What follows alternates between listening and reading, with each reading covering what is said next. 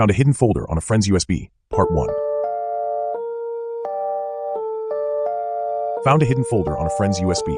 A few years ago, a friend gave me and my ex a USB to use for music in the car. After about 6 or 7 months, we got bored of the same songs, so my ex plugged it into the computer to add more music. He decided to wipe it completely, but when he did, he found a hidden folder. Inside were hundreds of photos.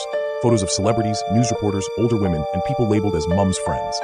But then we saw photos of me and other women from our friend group. Some of them had been edited. He had drawn over them, exaggerated body parts, and even turned some into crude animated images.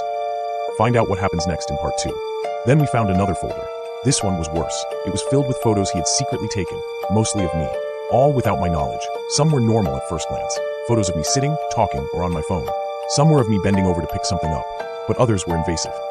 Photos of me sleeping, taken up close, sometimes with flash. In some, he had lifted the blankets to take pictures under the covers. There was even one where he was touching my butt while I slept. Find out what happens next in Part 3. Looking back, other things started to make sense.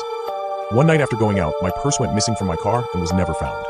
He had been with us and later borrowed my car. At the time, I didn't suspect him, but now I'm convinced he took it.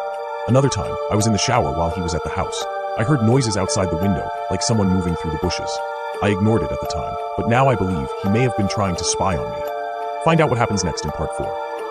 He was socially awkward and didn't have many friends, so we were some of the only people he spent time with. Because of that, I trusted him. That trust was completely misplaced.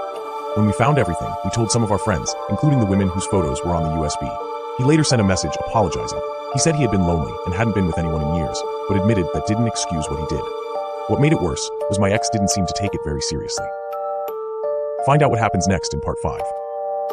After we broke up, I found out he was still in contact with him. It hurt, but honestly, it didn't surprise me.